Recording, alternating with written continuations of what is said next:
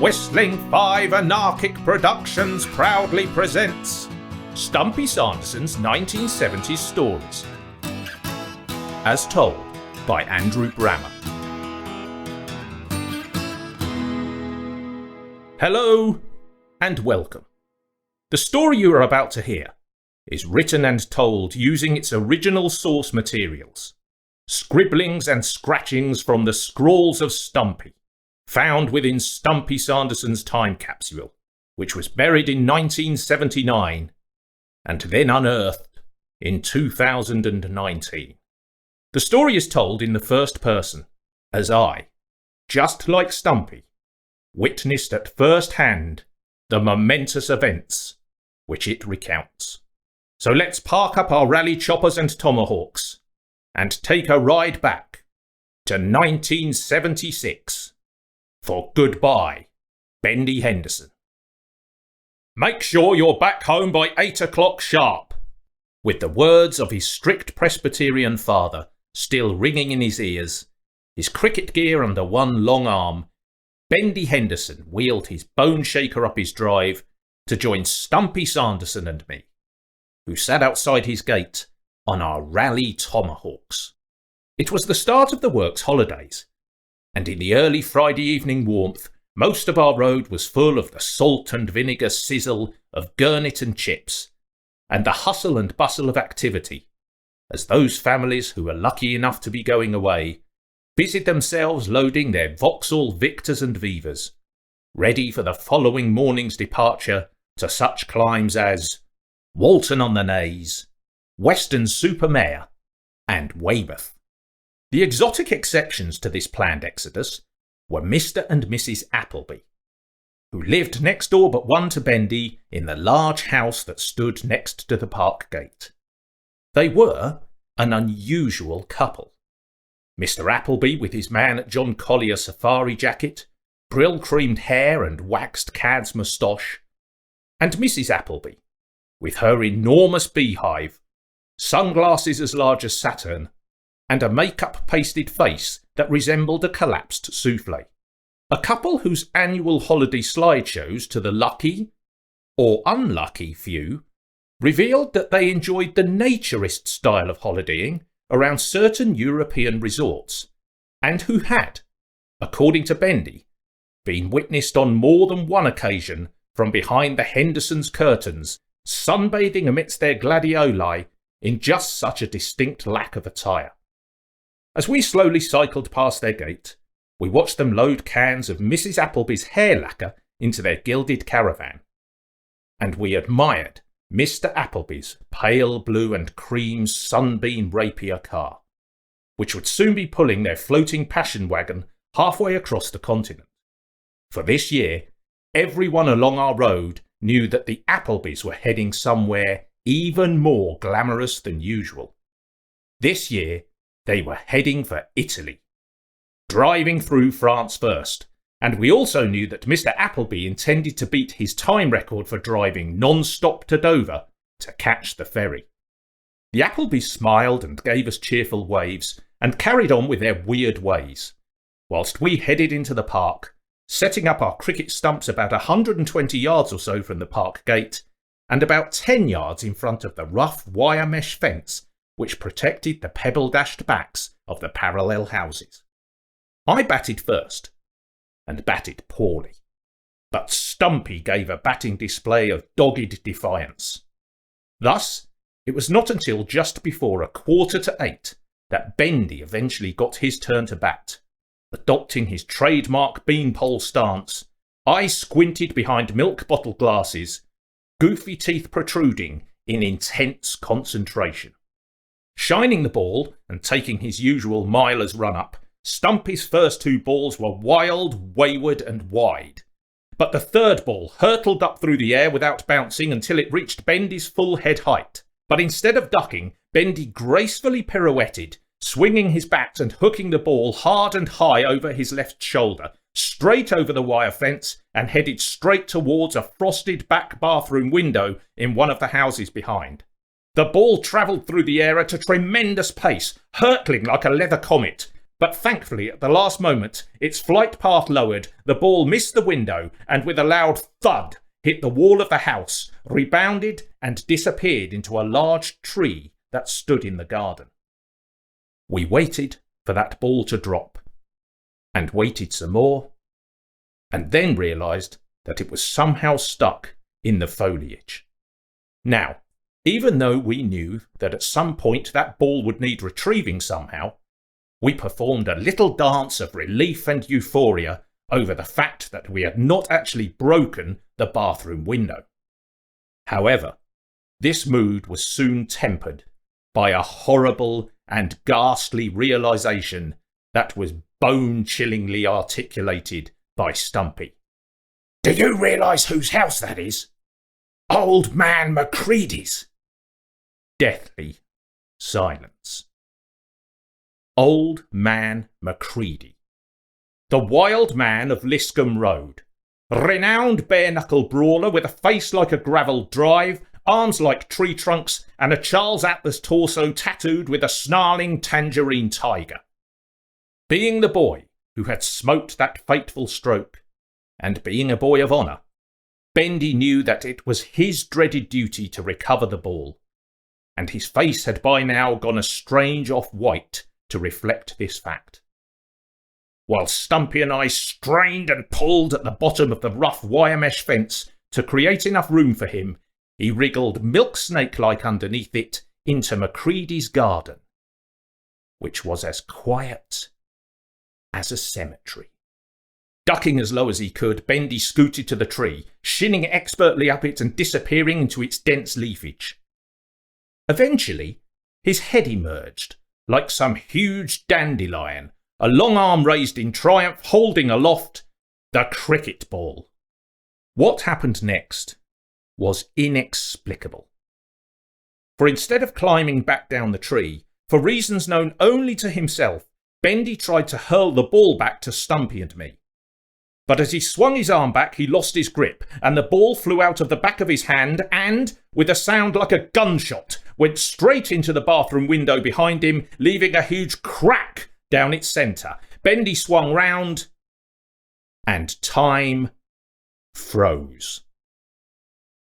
After long moments, the window opened, and standing there was the bare-chested figure and shaving-foamed face of Macready, Mexican bandit moustache bristling, drunken red eyes flaming like a wolfhound. Faced with such a fearsome sight, Bendy made what he considered to be the most appropriate gestures in the circumstances. He gave a gormless smile and a little wave.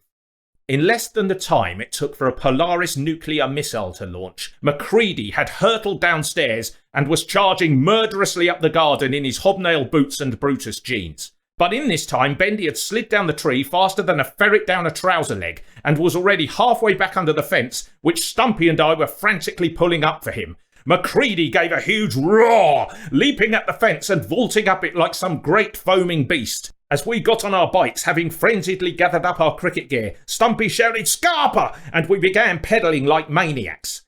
However, trying to pedal from a standing start on grass is difficult, and for a few agonising moments it seemed as if we were doomed, for as Macready dropped over the fence onto our side of the park, we were only some 15 yards or so from him. But being pursued by such a clomping brute with an ugly purpose is a wonderful incentive, and with Stumpy's little legs whirling like a dervish, me pedalling harder than I'd ever pedalled before, and with Bendy's long legs at last getting into their full rhythm, his neck straining like a Galapagos tortoise, we began to put in some hard pedalling and created distance between ourselves and Macready. With the safety of the park gate now approaching, Bendy turned round, slowed down, and, laughing at the receding progress of Macready, gave him a rude gesture.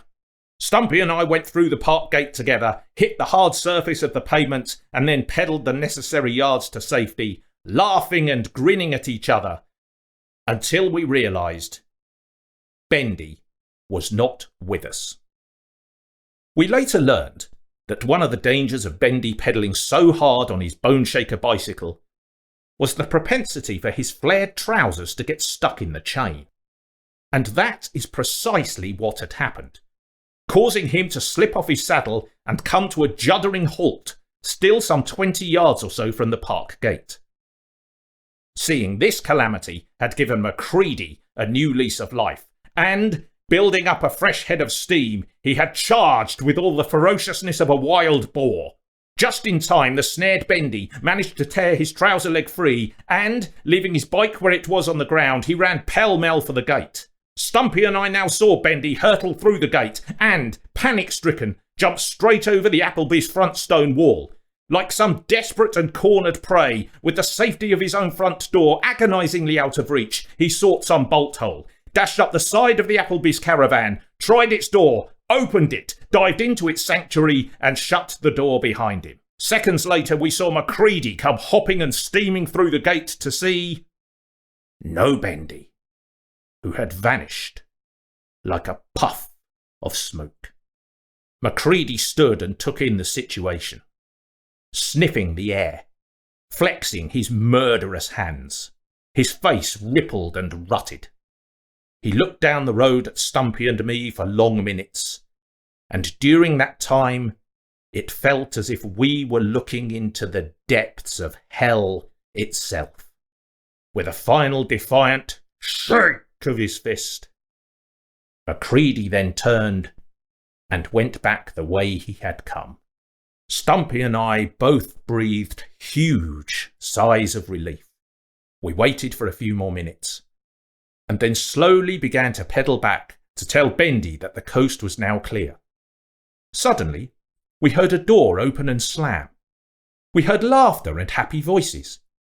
We saw the towering blonde skyscraper of Mrs. Appleby's beehive and Mr. Appleby's slick salesman features leave their house, walk up the side of their caravan, lock its door, and then jump into Mr. Appleby's gleaming pale blue and cream sunbeam rapier car, which Mr. Appleby gunned into life first time.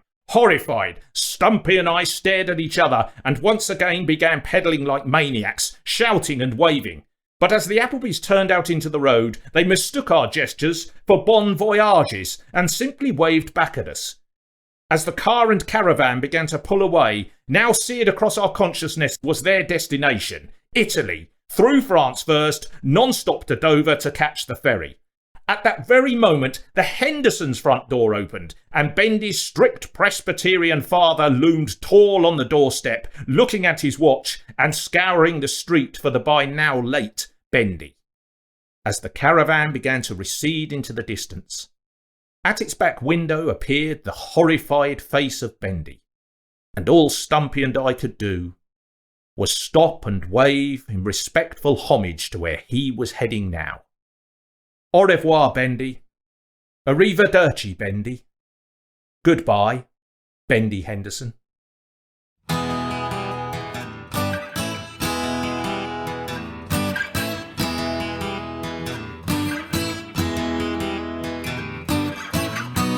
Thank you for listening to this episode of Stumpy Sanderson's 1970s Stories. And don't forget to listen out for Stumpy and Gang's next adventure. For further information on all things Stumpy Sanderson, please visit www.stumpysanderson.co.uk. And you can also check out the Stumpy Sanderson's 1970s Stories YouTube channel. But before we saddle up again on our Raleigh Choppers and Tomahawks, let's take a listen to the strange little song that was specially written by Stumpy to accompany this podcast's tale. This song is performed for us now by Stumpy Sanderson's 1970s acoustic archive. Let's rock! Well,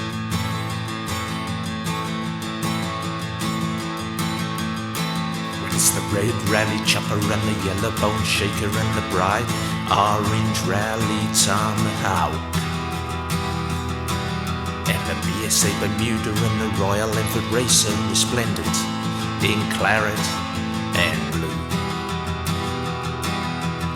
We rode into town. When we rode into town, well, it's the red Raleigh Chopper and the yellow boneshaker and the bright orange Raleigh Tomahawk, and the BSA Bermuda and the Royal Enfield Racer resplendent in claret and blue. Yeah, and we rode into town. When we rode into town, in our monkey boots, high-waisters and cheese-clad shirts, Bruder's jeans, Gola trainers, moccasins, Levi jeans, Doc Martens and Harringtons. We're road riders, street riders, quadrant riders. That's our gang. We're road riders. We're street riders. We're quadrant riders. We're park riders. We're street riders. We're road riders. We're quadrant riders. We're park riders.